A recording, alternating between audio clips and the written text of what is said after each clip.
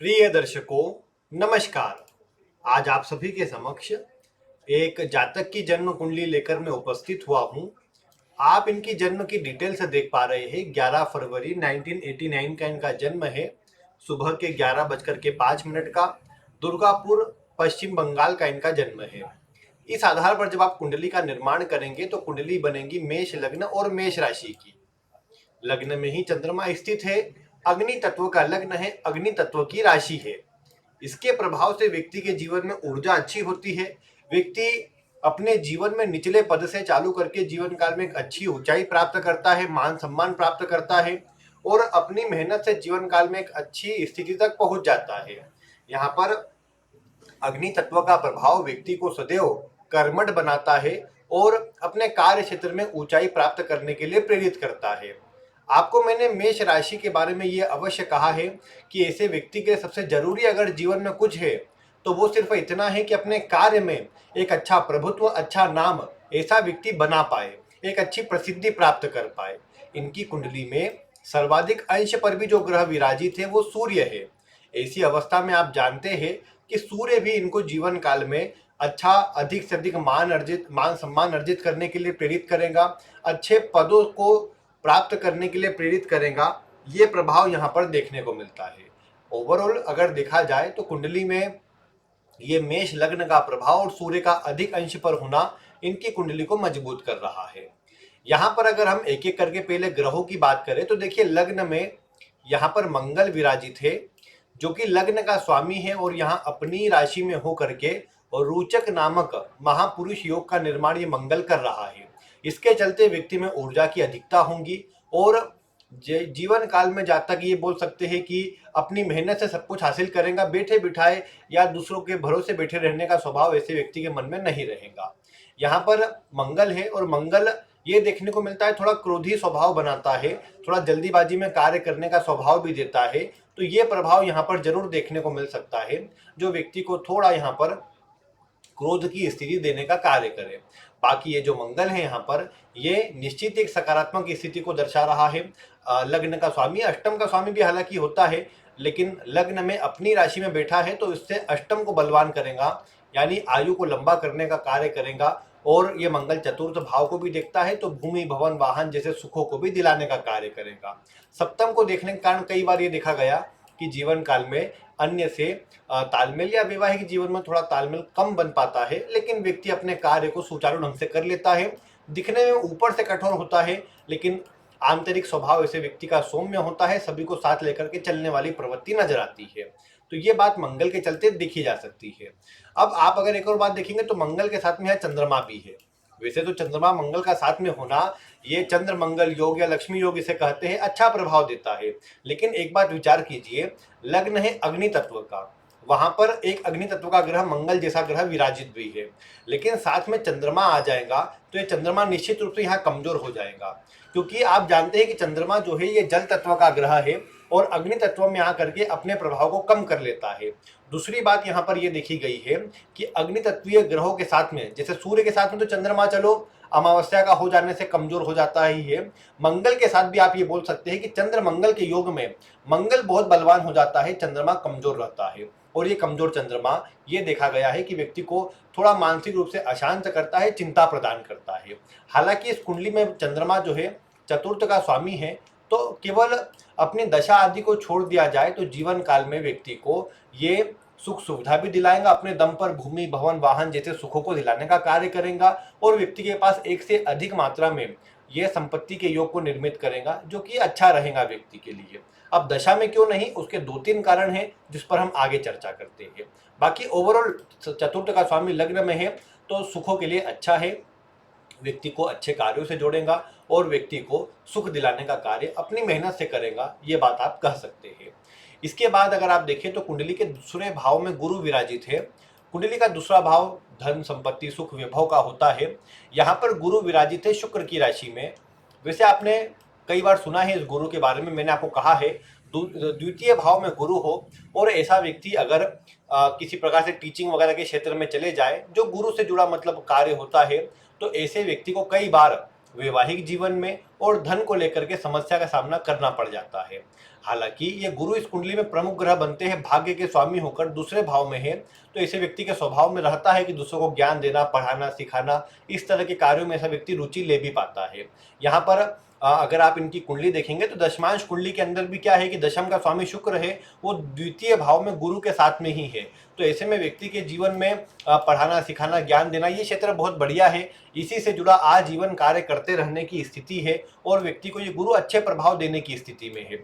बस इतना आप बोल सकते हैं कि चूंकि गुरु जैसा ग्रह है, ये भारी ग्रह है, जहां होता है उस भाव में दबाव उत्पन्न कर देता है। ऐसी अवस्था के कारण एक बात देखी जा सकती है कि ये दूसरे भाव में यहाँ पर गुरु का होना व्यक्ति को कहीं ना कहीं ये बोल सकता हूं मैं कि थोड़ा दबाव तो निर्मित करता है, लेकिन कैसा कि व्यक्ति के पास जीवन काल में एक पर्याप्त मात्रा में धन, सुख, वैभव होता है, लेकिन अन्य व्यक्ति को लगता है कि नहीं, ये व्यक्ति तो बहुत अमीर है, बहुत धनी है, इसे तो धन की कोई समस्या ही नहीं है।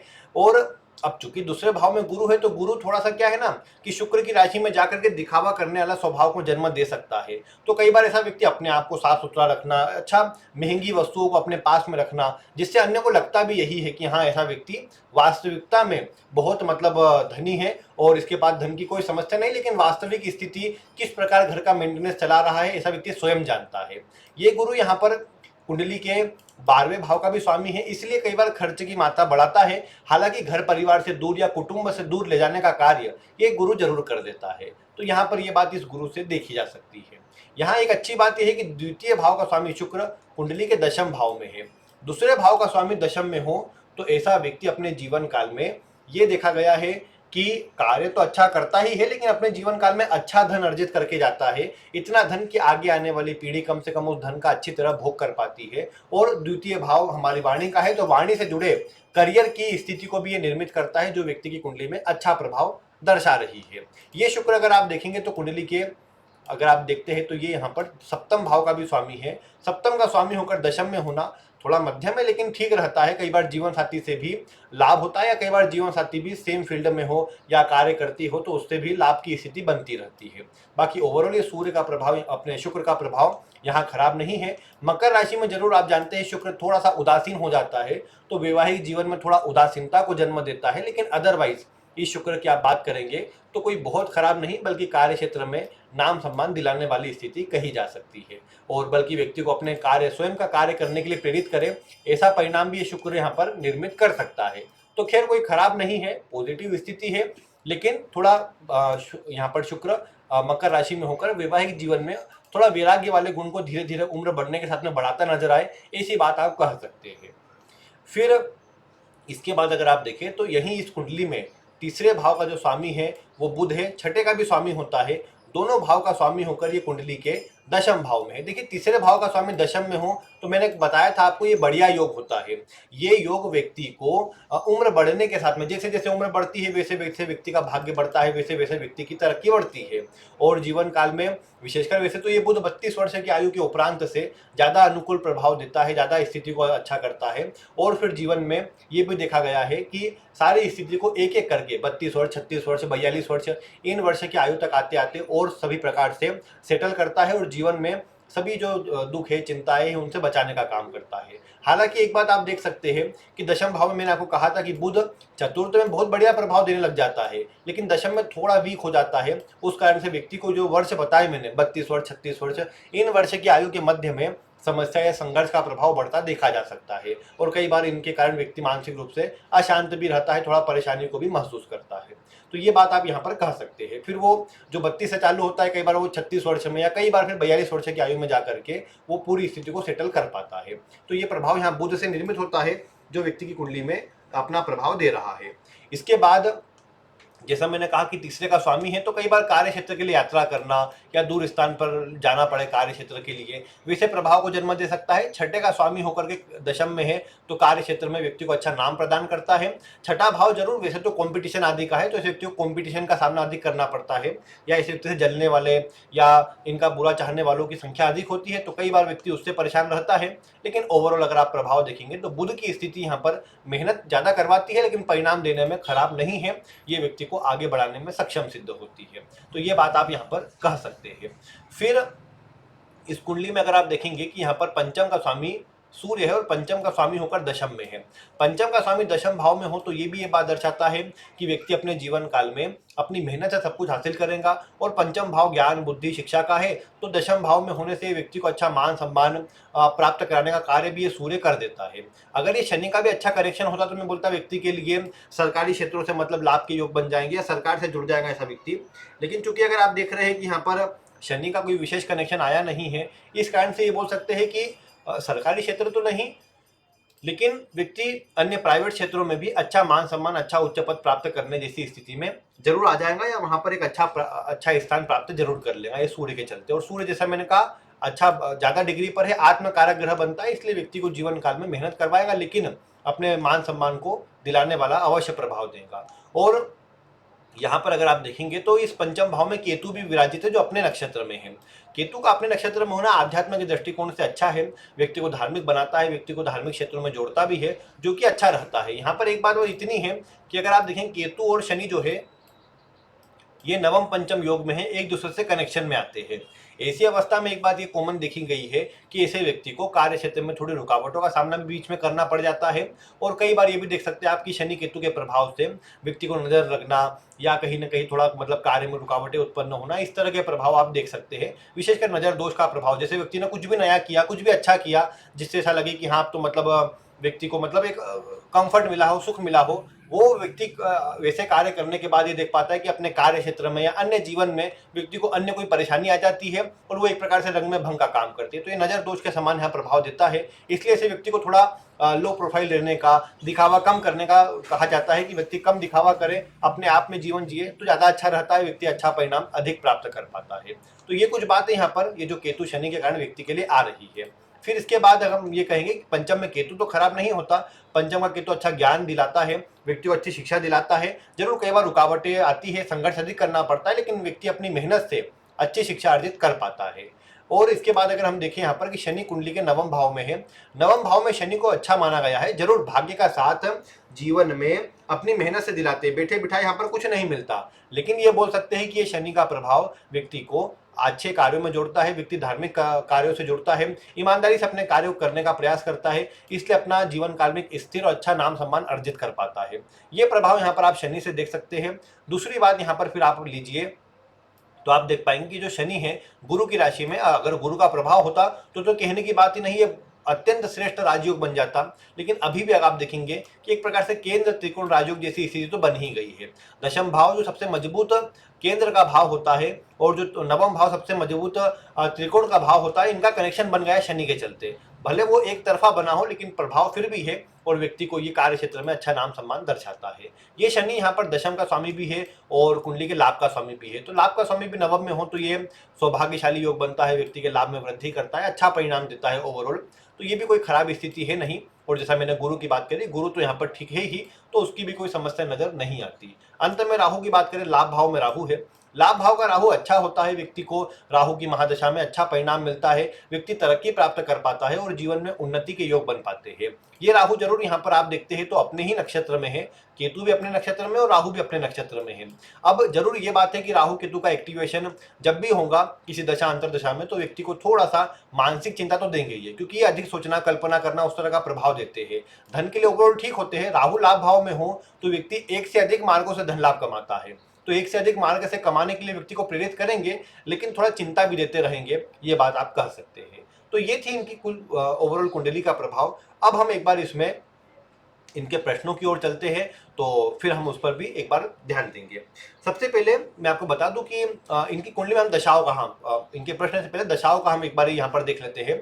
चंद्रमा की दशा वैसे तो इनको 2000 लगभग 18 से चल रही है और ये 2028 के नवंबर तक चलती रहेंगी।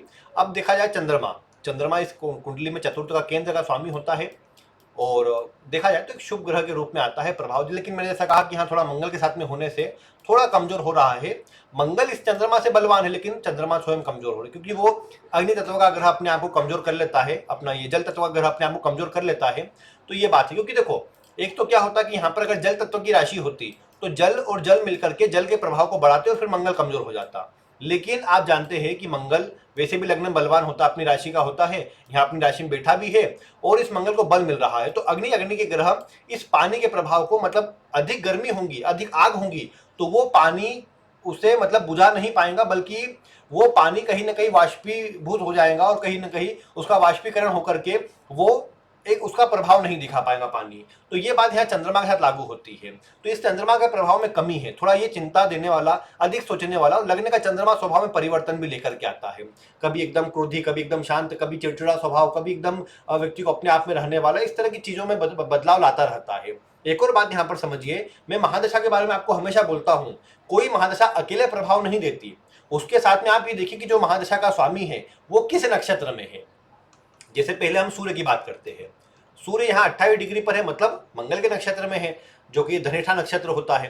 तो मंगल के नक्षत्र में सूर्य है, मंगल की स्थिति देखिए, मंगल बलवान है, मंगल जैसा ग्रह, इसका मित्र भी है, प्रभाव मतलब सकारात्मक नजर आता है। मतलब सूर्य में मान सम्मान, क्योंकि पंचम भाव एक्टिव, दशम भाव एक्टिव, लग्न एक्टिव मंगल के चलते, ये सारे प्रभाव करते क्या है, व्यक्ति को मान सम्मान, और जो व्यक्ति ने सोचा नहीं उतने स्थिति अच्छी देने का काम करते हैं। और जो भी मेष लग्न में दशम भाव एक्टिव होता है, तो व्यक्ति अपने जीवन में, अपने कार्य में अच्छा नाम भी अर्जित करता है और व्यक्ति प्रसन्न रहता है उस समय पर, क्योंकि उसको कार्य क्षेत्र में नित नया एक सकारात्मक प्रभाव मिलते जाता है। तो ये बात देखने को मिलती है जो पॉजिटिव रहती है यहाँ पर। तो ये बात यहाँ पर है। दूसरे नंबर पर चंद्रमा की बात की, जब चंद्रमा की दशा है अभी, चंद्रमा यहाँ पर आप देखते हैं कि 6 डिग्री पर, मतलब मेष लग्न में 6 डिग्री पर अश्विनी नक्षत्र, जो कि केतु का होता है। अब केतु, पहले बात तो यहाँ मित्र नहीं है, दूसरे नंबर पर सिंह राशि में है। केतु को सिंह में उतना अच्छा नहीं माना गया, केतु कुंभ में अच्छा माना गया है, राहु को सिंह में अच्छा माना गया है, लेकिन केतु फिर भी यहाँ पर अगर देखा जाए, केतु कैसा ग्रह है, भ्रम वाला ग्रह है, चिंता देना, भ्रम देना, रुकावटें देना, ये केतु के काम में आता है। तो इसलिए यहाँ पर चंद्रमा का प्रभाव उससे भी कमजोर हो रहा है। अग्नि तत्व से तो कमजोर है ही, लेकिन केतु का प्रभाव, अपने चंद्रमा का प्रभाव केतु के नक्षत्र में होने से भी कमजोर है। आप जानते हैं केतु के नक्षत्र को गंडमूल नक्षत्र की श्रेणी में लिया जाता है। वैसे बचपन में इसकी शांति भी होती है, लेकिन मैं आपको हमेशा बोलता हूं कि अगर इस नक्षत्र की शांति बाद में भी नहीं हुई हो तो कोशिश करना चाहिए कि इस नक्षत्र की शांति को करवा लिया जाए, क्योंकि क्या है कि ये नक्षत्र आगे पीछे कहीं ना कहीं प्रभाव दे ही देता है। और फिर क्या है कि जब ग्रह की दशा आती है, जैसे अभी चंद्रमा की दशा है, तो चंद्रमा क्या करेगा, चंद्रमा इनको कहीं ना कहीं यही परिणाम देने का काम करेगा कि व्यक्ति को जीवन काल में ये जो समस्या है, मतलब अपने कार्य में रुकावटें है, वो देने का काम करेगा। फिर एक और सूत्र में चंद्रमा की दशा से जोड़ा बता रहा हूं, जो ग्रह छठे भाव में हो नवमांश कुंडली के अंदर, या फिर जो ग्रह दशमांश के सप्तम भाव में हो या सप्तम भाव का स्वामी हो, ऐसे ग्रह आपको अपनी दशा के अंदर प्रॉब्लम देते हैं या आपको दूसरों के अधीन करने की कोशिश करते हैं। आपको एक प्रकार से ऐसा लगेगा जैसे आप बंधन में है किसी प्रकार के, और उसमें रुकावटें नजर आएंगी आपको। यहाँ चंद्रमा आप देखते हैं कि है उच्च राशि में शुक्र के साथ में है नवमांश के अंदर, तो वैवाहिक जीवन के दृष्टिकोण से शुक्र को खराब नहीं कहेंगे, अपने चंद्रमा को खराब नहीं कहेंगे, ठीक है, मतलब वैवाहिक जीवन बनाए रखे, धन के लिए भी थोड़ा ठीक कहेंगे शुक्र के साथ होने से। लेकिन आप जब दशमांश कुंडली बनाएंगे तो वहां पर छठे भाव में है, सप्तम का स्वामी है और छठे भाव में बैठा है, सूर्य के साथ में अस्त हो गया है वहां पर, मतलब कमजोर असर में है। तो ऐसी अवस्था में एक बात क्या आ गई कि करियर के दृष्टिकोण से चंद्रमा खराब है, सप्तम का स्वामी भी है दशमांश के अंदर, तो ऐसी अवस्था के अंदर व्यक्ति को संघर्ष बढ़ता नजर आता है, व्यक्ति को जीवन काल में ज्यादा प्रयास करना पड़ जाता है और थोड़ी रुकावटों का प्रभाव अधिक देखने को मिलता है। तो ये बात यहाँ पर अधिक बन रही है, जो व्यक्ति के लिए चंद्रमा की दशा में करियर को थोड़ा कमजोर करने वाली है और करियर में समस्या देने वाली है। तो ये बात दशा से निकली। अब मंगल की बात कीजिए आगे, मंगल 28 में लगेगा। वैसे मंगल को देखा जाए तो मंगल यहाँ इस कुंडली के अंदर मतलब भरणी नक्षत्र में, क्योंकि अगर आप देख रहे हैं 19 डिग्री पर है, तो भरणी नक्षत्र के दूसरे चरण में होगा ये, और नवमांश में कन्या राशि के अंदर, नवमांश में सूर्य मंगल बलवान है, दशम भाव में है, दोनों का बल अच्छा है। जब दशा लगेगी तो और अच्छा प्रभाव मिलेगा मंगल का, लग्न में रोचक योग बनाकर बैठा है, तो ये भी बढ़िया प्रभाव है। मंगल यहाँ पर अगर आप देखेंगे शुक्र के नक्षत्र में, दशम भाव में, दशम भाव एक्टिव हो जाएगा इससे, मंगल से लग्न, दशम भाव, सप्तम भाव और ये लाभ अपना दूसरा भाव, ये सब एक्टिव रहेंगे। अष्टम भी रहेगा, लेकिन अष्टम कमजोर रहे क्योंकि मंगल की मुख्य राशि लग्न वाली है। तो मेनली प्रभाव उसको यहाँ, मतलब व्यक्ति को यहाँ का मिलेगा जो अच्छा मिलेगा और सुखों में वृद्धि करने वाला और तरक्की देने वाला मिलेगा। तो मतलब मंगल ही बहुत बढ़िया है।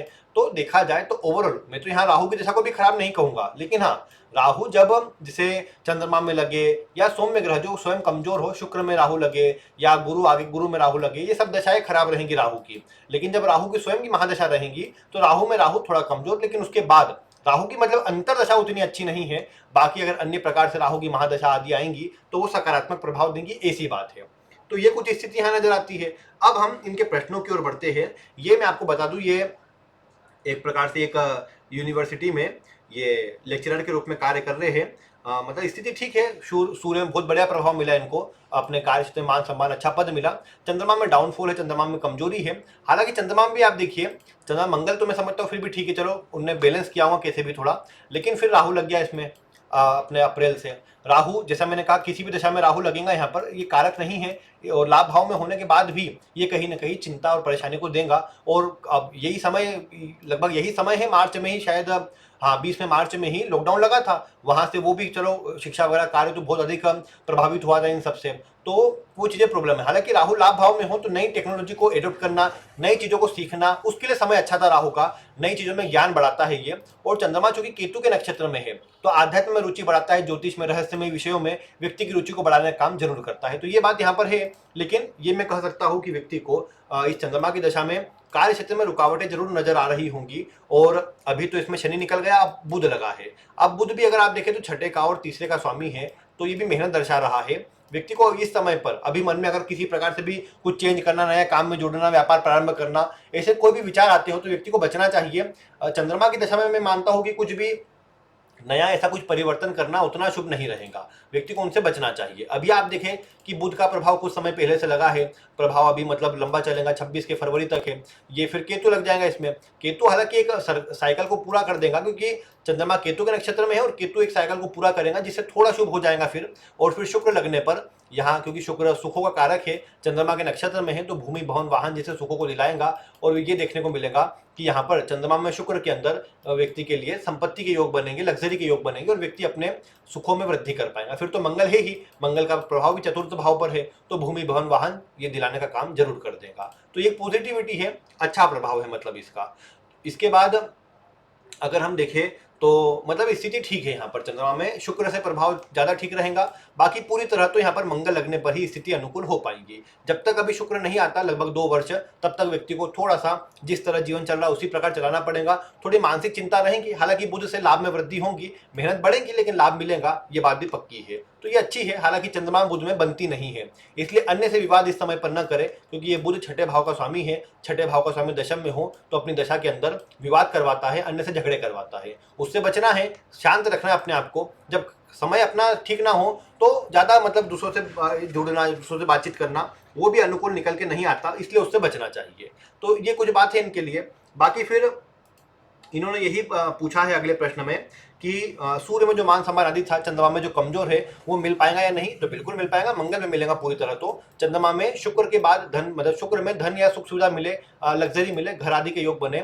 सूर्य से धीरे धीरे मान सम्मान चालू होगा, सूर्य एक बेस बना देगा मंगल के लिए, और वहां से फिर मंगल लगने के बाद, राहु लगने के बाद लगातार जो स्थितियां रहेंगी वो पॉजिटिव रहेंगी, व्यक्ति को अनुकूल परिणाम देने का कार्य जरूर करेंगी। तो ये बात यहाँ पर कही जा सकती है। फिर चंद्रमा में अगले 4 साल, जैसा मैंने कहा, थोड़े कमजोर है, उसके बाद ही मतलब 2 वर्ष थोड़े फिर भी कमजोर ज्यादा है, उसके बाद से स्थिति फिर भी ज्यादा ठीक है, जो लाभ के लिए है। हालांकि शुक्र सप्तम का स्वामी भी है और दूसरे का भी है, तो इसे मारक कहते हैं इस लग्न के अंदर। उसका प्रभाव इतना रहेगा कि वो व्यर्थ की चीजों पर खर्च भी करवा सकता है, जैसे स्वास्थ्य वगैरह पर किसी के खर्च करवाए, उस तरह की बात आ सकती है। लेकिन सुखों के योग पूरे बनाएगा, क्योंकि चंद्रमा के नक्षत्र में है, तो ओवरऑल इसका प्रभाव भी ठीक देखने को मिलेगा, अच्छा देखने को मिलेगा। फिर इनकी कुंडली में इन्होंने यही पूछा है नजर दोष की क्या स्थिति है। मैं तो यही कहूंगा, प्रभाव है नजर दोष का, लेकिन वो इतनी ही बात है कि यहाँ पर व्यक्ति के दशा भी चंद्रमा की है, जो केतु के प्रभाव में है, तो ये सब बातें भी अधिक देखने को मिलेंगी। इसके लिए हालांकि व्यक्ति को प्रत्येक सोमवार को दूध में काले तिल और जौ मिलाकर भगवान शिव पर अर्पित करना चाहिए। प्रत्येक शनिवार को पीपल में सुबह के समय दूध मिला हुआ जल अर्पित करना चाहिए, जिसमें शक्कर मिली हुई हो, और शाम के समय एक वहां पर सरसों के तेल का दीपक लगाना चाहिए। इससे अच्छा प्रभाव जरूर मिल जाएगा। दूसरे नंबर पर यहाँ पर इन्होंने आगे पूछा है साढ़े साथी का प्रभाव। अब आप जानते हैं अगले वर्ष में साढ़े साथी लगेंगे यहाँ पर मार्च के अंत में, तो साढ़े साथी का प्रभाव अगर हम देखें तो शुरुआती यहाँ पर तो जो शनि का गोचर है वो तो शुरुआत में रहेगा, मतलब 28 तक रहेगा, फरवरी तक।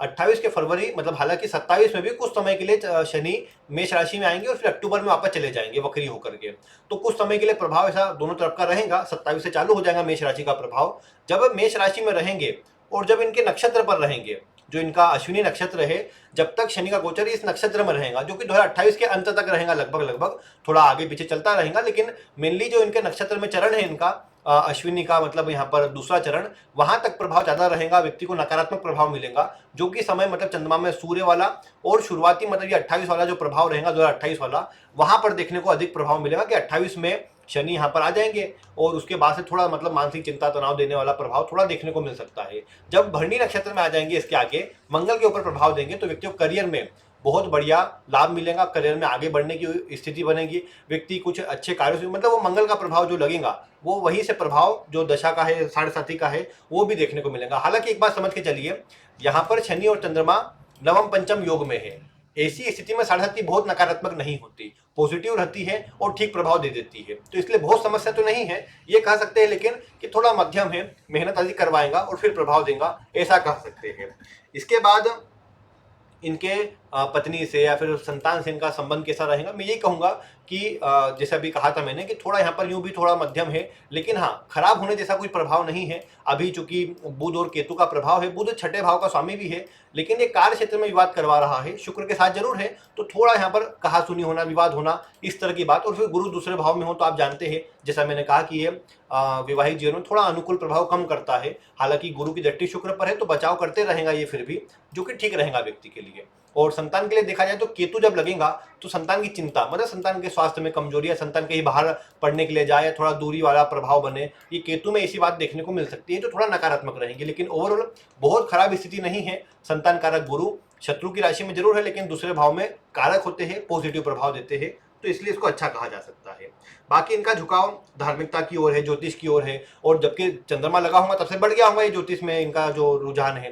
तो मैं तो कहूँ कि अगर इसको सीखना चाहे, उसमें अपना ज्ञान अर्जित करना चाहे, तो इनके लिए उसके योग भी है, क्योंकि दूसरे भाव में गुरु है। दूसरे भाव का गुरु ये करता है कि व्यक्ति को ज्योतिष वगैरह के क्षेत्र में रुचि प्रदान करता है। अष्टम को देखने के कारण, दशम को देखने के कारण व्यक्ति को इससे जुड़ा कार्य करना आगे चलकर भविष्य में, तो व्यक्ति उससे जुड़ा कार्य भी कर सकता है, दूसरों को सही सलाह, सही गाइडेंस भी ऐसा व्यक्ति दे सकता है। तो अगर व्यक्ति की आगे चलकर रुचि जागृत होती है कि सीखना चाहिए, तो व्यक्ति के लिए ये अच्छा भी है। क्योंकि क्या है ना, चंद्रमा जो प्रभाव केतु का दे रहा है, केतु के प्रभाव को बैलेंस करने का सबसे बढ़िया तरीका यही है कि कुछ, या तो मैं कहूँ कि बहुत अधिक धार्मिक किताबें पढ़ते रहे, या फिर ज्योतिष वगैरह से जुड़ी हुई, रहस्यमय विषयों से जुड़ी हुई, हस्तरेखा या फिर अन्य ओकल्ट साइंस से जुड़ी हुई विषयों को सीखा जाए, पढ़ा जाए, तो व्यक्ति को क्या होगा कि ये देखने को मिलेगा कि जो चंद्रमा का प्रभाव है, जो मानसिक चिंता दर्शा रहा है, उसमें कमी आ जाएगी और पॉजिटिव प्रभाव देखने को मिलेगा। तो ये बात यहाँ पर कही जा सकती है। इसके बाद जैसा मैंने इनको कहा कि आगे चलकर बिल्कुल ये इससे जुड़े करियर में बढ़ना चाहे तो कोई समस्या नहीं रहेगी, प्रभाव ठीक रहेगा। बाकी इनके लिए आगे संपत्ति के योग मैंने कही है कि मजबूत संपत्ति के योग है आगे, इसमें शुक्र में भी बनेंगे और मंगल में भी प्रभाव बनेगा, जो दोनों ही मजबूत रहेंगे। मंगल में शनि के अंदर मतलब ये प्रभाव बनेंगे जो बहुत मजबूत रहेंगे और व्यक्ति को सकारात्मक प्रभाव देंगे, अच्छा रहेगा व्यक्ति के लिए।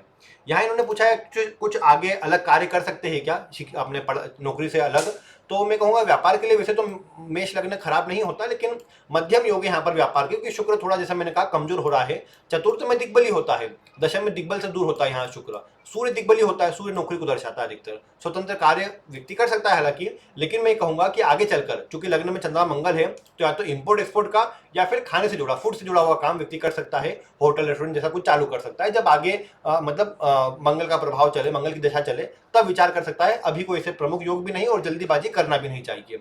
अधिकतर कोशिश यही रखें कि अपने कार्य की अपेक्षा यहाँ पर नौकरी में ही आगे बढ़ते रहे, साइड इनकम के लिए कुछ न कुछ करते रहे, लेकिन मुख्य जो कार्य है उसको नौकरी ही रखे, तो वो ठीक रहेगा इनके लिए। फिर इसके बाद इनका आगे का प्रश्न है कि क्या विदेश यात्रा के योग है या विदेश जा सकते हैं, क्या उसकी कोई स्थिति है क्या। मैं यही कहूंगा कि देखिए विदेश यात्रा के फिर भी योग बन जाते हैं यहाँ पर शुक्र के दूसरे दशम में होने पर और गुरु के दूसरे भाव में होने पर, लेकिन मैं कहूँ कि वहाँ पर लंबे समय तक बसना, वहाँ पर जाना, वैसे योग में कमी है। हाँ, जन्म स्थान से दूर अधिक दूरी पर जा सकते हैं, ये मंगल चंद्रमा दोनों दर्शा रहे हैं। नए कल्चर में, नए स्थान पर जाने का योग यहाँ पर बनता है, जो व्यक्ति के लिए अच्छा भी है, खराब नहीं है। बाकी अगर शुक्र की जैसे दशा लगे और व्यक्ति को चेंज करके कोई अलग स्थान पर जाना चाहे, जा सकता है, लेकिन बहुत प्रमुख योग नहीं, व्यक्ति की नौकरी में रहकर ही वहीं पर कार्य करने के योग है। विदेश के उतने प्रमुख योग यहाँ पर नजर नहीं आते, या घूमने के हिसाब से, यात्रा के हिसाब से व्यक्ति जा सकता है, वो भी शुक्र में केतु में व्यक्ति जा सकता है, यात्रा करके घूम फिर कर एक प्रकार से मनोरंजन के हिसाब से जा सकता है। इतनी बात है यहाँ पर।